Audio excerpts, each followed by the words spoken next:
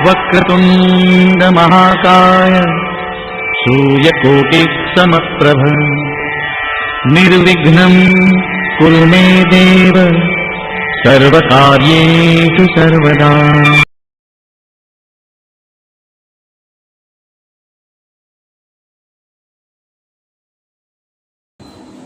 विद्यार्थी मित्रों, हिरेन सर आप सर्व विद्यार्थीओं ऑनलाइन वीडियो में दिलथी स्वागत करूँ छूं।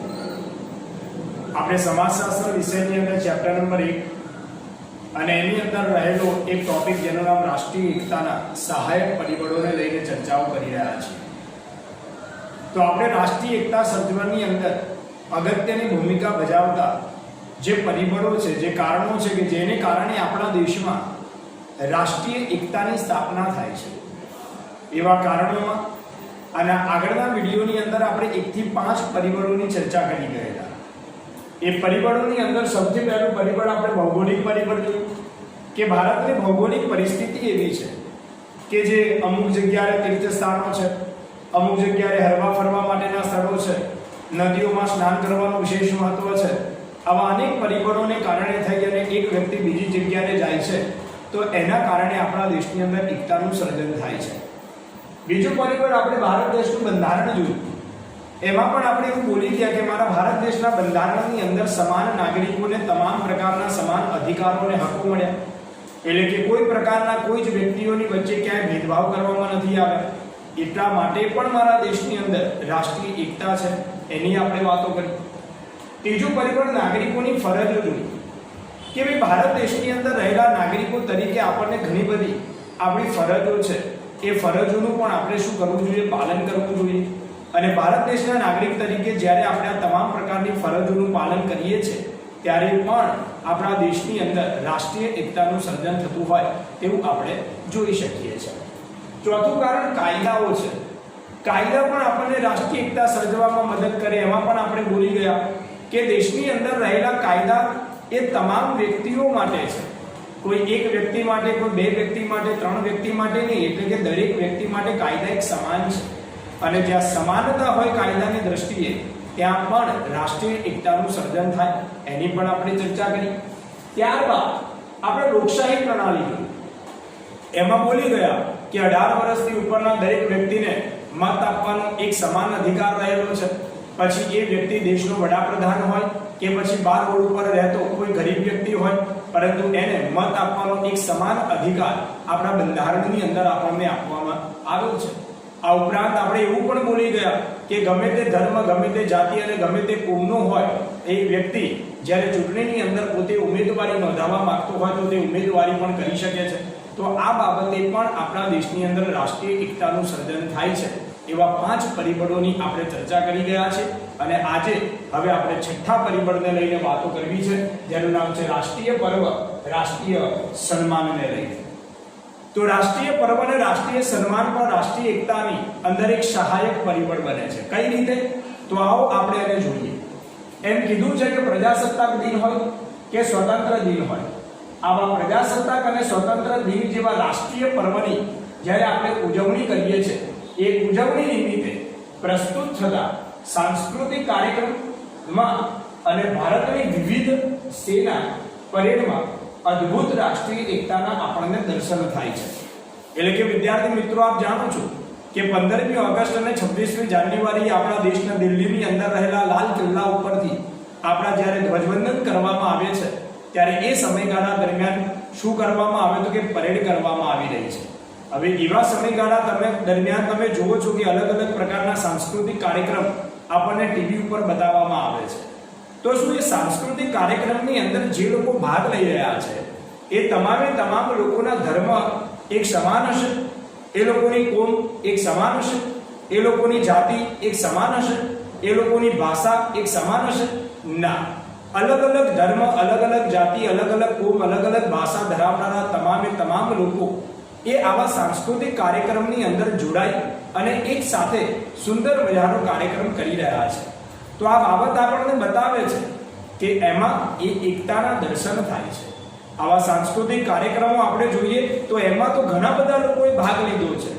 તો એ તમામે તમામ લોકો એક ધર્મના નથી, તો મીન્સ આ ભલે બધા અલગ અલગ છે છતાં પણ આવી રાષ્ટ્રીય એકતા સર્જવામાં આવા સાંસ્કૃતિક કાર્યક્રમો બહુ જ મહત્વનું એક પરિબળ એક ભાગ ભજવતા હોય તેવું આપણને જોવા મળી રહ્યું છે. આ ઉપરાંત આપણા ભારત દેશની અંદર જોવા જઈએ તો શાળા અને કોલેજ કક્ષાએ અમુક પ્રકારની ચાલતી રાષ્ટ્રીય સેવા યોજના એટલે કે જેને આપણે ટૂંકમાં કહી શકીએ NSS અને બીજું છે નેશનલ ક્રેડિટ કોર એટલે કે NCC જેવી પ્રવૃત્તિઓની વિવિધ શિબિરો એ રાષ્ટ્રપ્રેમ અને રાષ્ટ્રીય એકતાનો સંદેશ આપે છે. એટલે કે તમે જોઈ શકો છો કે આપણી શાળા અને કોલેજ કક્ષાએ બે પ્રકારની એક શિબિરો ચાલે છે, NSS અને NCC. આ બંને જે શિબિરો છે એની અંદર શું એક જ ધર્મના લોકો જોડાય છે, એક જ જાતિના લોકો જોડાય છે, એક જ ભાષા બોલનારા લોકો જોડાય છે? તો કે ના, આ શિબિરોમાં તો અલગ અલગ ધર્મ, અલગ અલગ કોમ, અલગ અલગ ભાષા ધરાવનાર અનેક લોકો આ કેમ્પની અંદર આ શિબિરોમાં જોડાય છે. અને જોડાય છે ત્યારે દરેક વ્યક્તિ એકબીજાની સાથે બહુ જ પ્રેમથી એકબીજાની સાથે રહેતો હોય તેવું આપણને જોવા મળે છે. તો મીન્સ એક રાષ્ટ્રીય એકતા છે, એ રાષ્ટ્રીય એકતાનું સર્જન આપણા ત્યાં થતું હોય તેવું આપણે જોઈ શકીએ છીએ. આ ઉપરાંત અહીંયાથી ખાસ યાદ રાખવાનું છે, એક માર્કના પ્રશ્ન આપણને એક્ઝામમાં પૂછાશે કે આપણા ભારત દેશની અંદર આપવામાં આવતા એવોર્ડની વાત કરીએ તો સૌથી પહેલા એવોર્ડની વાત કરીએ તો આપણા દેશની અંદર ભારત રત્ન, પદ્મશ્રી, પદ્મભૂષણ અને પદ્મ વિભૂષણ જેવા નાગરિક એવોર્ડ આપવામાં આવે છે.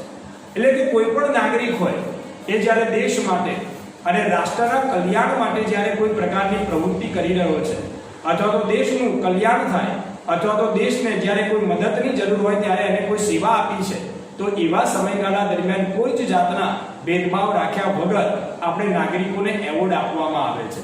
અને એ એવોર્ડમાં કયા? તો કે ફરીવાર ભારત રત્ન, પદ્મશ્રી, પદ્મભૂષણ, પદ્મ વિભૂષણ જેવા અનેક પ્રકારના જે એવોર્ડ છે એ નાગરિક એવોર્ડ તરીકે આપણે આપીએ છીએ. એ ઉપરાંત રાજીવ ગાંધી ખેલ રત્ન, દ્રોણાચાર્ય, અર્જુન, ધ્યાનચંદ જેવા રમત ગમતને લગતા એવોર્ડો પણ આપવામાં આવે છે. એટલે કે કોઈ પણ રમત હોય, જેમ કે ક્રિકેટ હોય, કબડ્ડી હોય, ખોખો હોય, બરાબર, તો આવી અલગ અલગ પ્રકારની જે રમતો છે એ રમતોની અંદર જે ક્રિકેટર બરાબર આગળ પડતું કામ દેશ માટે કરતા હોય, જેમ કે આપણે સચિન તેંડુલકરની વાત કરીએ તો સચિન તેંડુલકર એ શ્રેષ્ઠ ક્રિકેટર તરીકે છે તો એમને એવોર્ડ આપવામાં આવે છે. તો કે આ બધા એક રમત ગમતને લગતા એવોર્ડ છે, જેમ કે ફરીવાર રાજીવ ગાંધી ખેલ રત્ન, દ્રોણાચાર્ય, અર્જુન, ધ્યાનચંદ જેવા રમત ગમતને લગતા એવોર્ડો પણ આપણે તેમને આપવામાં આવે છે.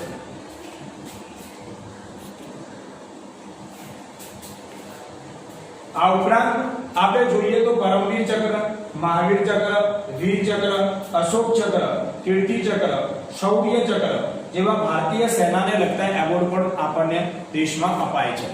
તો મીન્સ કે સેના કક્ષાએ પણ જ્યારે આપણે જઈએ તો ભારતીય બોર્ડર ઉપર સેના કક્ષાએ પણ દેશના કલ્યાણ માટે જેને પોતાના બલિદાન આપી દીધા છે અથવા તો દેશ ઉપર જ્યારે સંકટ આવ્યું એ સમયગાળા દરમિયાન પોતાની જાતની પરવા કર્યા વગર પણ દેશને બચાવવા માટે જે લડ્યા છે એ વીરોને કોઈ પણ જાતના ભેદભાવ વગર અલગ અલગ પ્રકારના એવોર્ડો આપણે એનાયત કરવામાં આવે છે.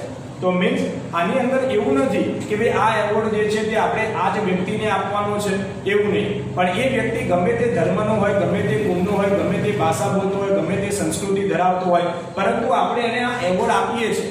તો મીન્સ કહેવાનો મતલબ કે આપણા દેશની અંદર આવા રાષ્ટ્રીય સન્માન જ્યારે હોય અને રાષ્ટ્રીય જ્યારે આપણે સન્માન આપી રહ્યા છે, રાષ્ટ્રીય પર્વની ઉજવણી કરી રહ્યા છે, તો એવા સમયગાળા દરમિયાન આપણા ભારત દેશની અંદર આપણને એકતા હોય તેવું આપણને જોવા મળી રહ્યું છે. ત્યાર પછીનું સહાયક પરિબળ છે રમત ગમતની પ્રવૃત્તિઓ. હવે વિદ્યાર્થી મિત્રો, આપણે રમત ગમતની પ્રવૃત્તિઓની વાત કરીએ તો તમે બધા જુઓ છો કે આપણા ભારતમાં અને ભારત દેશની બહાર ઘણી બધી એવી રમતની પ્રવૃત્તિઓ આપણને જોવા મળી રહી છે. તો કઈ રમતની પ્રવૃત્તિઓ? તો કે ભાઈ ક્રિકેટ છે, હોકી છે, વોલીબોલ છે, ટેનિસ છે, બેડમિન્ટન છે, વગેરે વગેરે જેવી રમતો આપણા દેશમાં રમાતી હોય છે. તો આપણે એક ઉદાહરણ તરીકે જોઈએ તો કે ક્રિકેટ છે, તો કે ક્રિકેટ ટીમની અંદર રહેલા જે આપણા જે ખેલાડીઓ છે એ ખેલાડીઓ શું એક જ ધર્મના છે? ના. તો અહીંયા આગળ આપણને કહે છે કે આ બધી જ રમતો છે, પરંતુ આ બધી જ રમતોમાં ભારતમાંથી પ્રતિનિધિત્વ કરે તેમાં ખેલાડીની અંદર કોઈ ભાષા, કોઈ પ્રદેશ કે કોમથી પર રહીને દેશ માટે રમે છે. તો મીન્સ કહેવાનો મતલબ કે જેટલા પણ ક્રિકેટરો છે આપણા, એ બધા જ ક્રિકેટરોની ભાષા એક છે? ના. એ બધાના કુમ એક છે? ના. એમની સંસ્કૃતિ એક છે? ના. અને છતાં પણ લોકો સાથે મળી અને એકતાથી કોના માટે? તો કે ભાઈ ભારત દેશ માટે લડે છે. વિરાટ કોહલી હોય કે પછી રોહિત શર્મા હોય કે જસપ્રીત બુમરાહ હોય, બરાબર, ભલે અલગ અલગ છે, એ ધર્મના અલગ અલગ ભારતના અલગ અલગ વિસ્તારોની અંદરથી ક્રિકેટ ટીમમાં જોડાયા છે, અને છતાં પણ એમનું ધ્યેય એક જ હોય છે. શું? તો કે ભાઈ ઇન્ડિયાને જીત અપાવી. તો મીન્સ કહેવાનો મતલબ મારો એવો છે કે રમતગમતની પ્રવૃત્તિઓની અંદર પણ અને રમતગમતની પ્રવૃત્તિઓ દ્વારા પણ આપણા દેશની અંદર રાષ્ટ્રીય એકતાનું સર્જન થતું હોય તેવું આપણને જોવા મળી રહ્યું છે.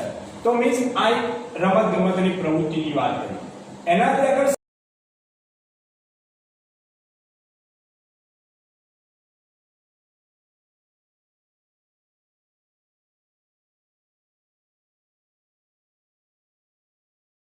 એટલે કે 8મું રાષ્ટ્રીય એકતાનું સહાયક પરિબળ સમૂહ સંચારના માધ્યમો છે.